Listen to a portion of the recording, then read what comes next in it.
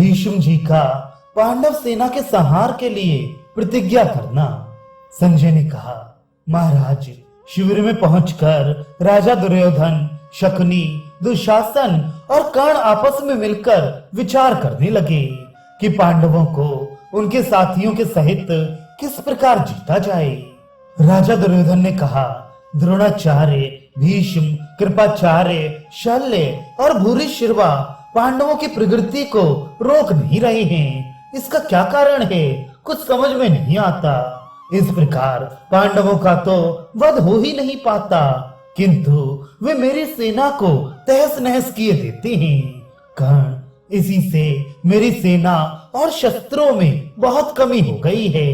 इस समय पांडव वीर तो देवताओं के लिए भी अवध्य हो गए हैं।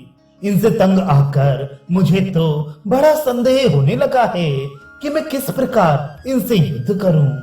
कर्ण ने कहा, भरत श्रेष्ठ, चिंता ना कीजिए, मैं आपका काम करूंगा।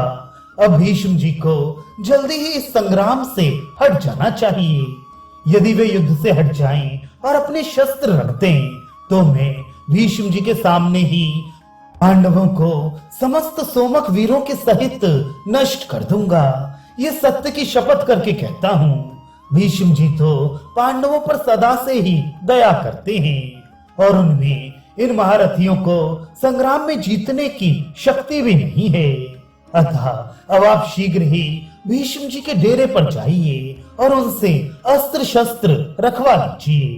दुर्योधन बोला, शत्रुदमन, मैं अभी भीष्म जी से प्रार्थना करके तुम्हारे पास आता हूँ। भीष्म जी के हट जाने पर फिर तुम ही युद्ध करना। इसके बाद दुर्योधन अपने भाइयों के सहित भीष्म जी के पास चला। दुशासन ने उसे एक घोड़े पर चढ़ाया। भीष्म जी के डेरे पर पहुंचकर वह घोड़े से उतर पड़ा और उनके चरणों में प्रणाम कर सब प्रकार से सुंदर एक सोने के सिंहासन पर बैठ गया। फिर उसने नेत्रों में आंसू भर हाथ जोड़कर गदगद कंठ से कहा, दादाजी, आपका आश्रय पाकर तो हम इंद्र के सहित समस्त देवताओं को जीतने का भी साहस रखते हैं। फिर अपने मित्र और बंधु बांधवों के सहित इन पांडवों की तो बात ही क्या है। इसलिए अब आपको मेरे ऊपर कृपा करनी चाहिए। आप पांडवों को और सोमक वीरों को मारकर अपने वचनों को सत्य कीजिए। और यदि पांडवों पर दया एवं मेरे प्रति द्वेष होने से अथवा मेरे मंद भाग्य से आप पांडवों की रक्षा कर रहे हो, तो अपने स्थान पर कर्ण को युद्ध करने की आज्ञा दीजिए। वह अवश्य पांडवों को उनके सुहृद और बंधु बांधवों के सहित परास्त कर देगा। भीष्म जी से इतना कहकर दुर्योधन मौन हो गया। महामना भीष्म जी आपके पुत्र के वाग्बाणों से विद्ध होकर बहुत ही व्यथित हुए, किंतु उन्होंने उससे कोई कड़वी बात नहीं कही। वे बड़ी देर तक लंबे लंबे श्वास लेते रहे। उसके बाद उन्होंने क्रोध से त्योरी बदलकर दुर्योधन को समझाते हुए कहा, बेटा दुर्योधन, ऐसे बागबाणों से तुम मेरे हृदय को क्यों छेदते हो? मैं तो अपनी सारी शक्ति लगाकर युद्ध कर रहा हूँ और तुम्हारा हित करना चाहता हूँ। तुम्हारा प्रिय करने के लिए मैं अपने प्राण तक होमने को तैयार हूँ। देखो, इस वीर अर्जुन ने इंद्र को भी परास्त करके खांडव वन में अग्नि को तृप्त किया था। यही इसकी अजेयता का पूरा प्रमाण है। जिस समय गंधर्व लोग तुम्हें बलात् पकड़कर ले गए थे, उस समय भी तो इसी ने तुम्हें छुड़ाया था। तब तुम्हारे ये शूरवीर भाई और कर्ण तो मैदान छोड़कर भाग गए थे।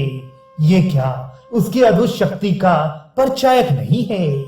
विराट नगर में इस अकेले ने ही हम सबके छक्के छुड़ा दिए थे तथा मुझे और द्रोणाचार्य को भी परास्त करके योद्धाओं के वस्त्र छीन लिए थे। इसी प्रकार अश्वत्थामा, कृपाचार्य और अपने पुरुषार्थ की ढींग हांगने वाले कर्ण को भी नीचा दिखाकर उत्तरा को उनके वस्त्र दिए थे। यह भी उसकी वीरता का पूरा प्रमाण है। भला जिसके रक्षक जगत की रक्षा करने वाले शंख चक्र गदाधारी श्री कृष्ण चंद्र हैं, उस अर्जुन को संग्राम में कौन जीत सकता है?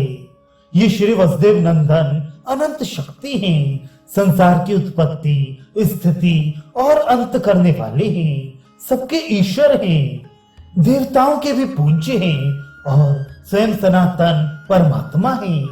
ये बात नारद ऋषि कई बार तुमसे कह चुके हैं, किंतु तुम मोहवश कुछ समझते ही नहीं हो। देखो, एक शिखंडी को छोड़कर मैं और सब सोमक तथा पांचाल वीरों को मारूंगा।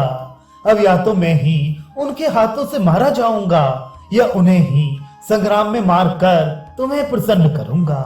ये शिखंडी राजा द्रुपद के घर में पहले स्त्री रूप से ही उत्पन्न हुआ था, पीछे वर के प्रभाव से ये पुरुष हो गया है, इसलिए मेरी दृष्टि में तो ये शिखंडिनी स्त्री ही है। अतः इस पर तो मेरे प्राणों पर आ बनेगी तो भी मैं हाथ नहीं उठाऊंगा। अब तुम आनंद से जाकर शयन करो, कल मेरा बड़ा भीषण संग्राम होगा।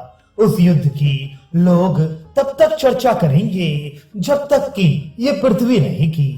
राजन, भीष्म जी के इस प्रकार कहने पर दुर्योधन ने उन्हें सिर झुकाकर प्रणाम किया। फिर वह अपने डेरे पर चला आया और सो गया।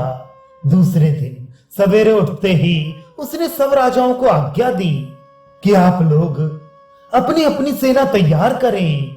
आज भीष्म जी कुपित होकर सोमक वीरों का संहार करेंगे।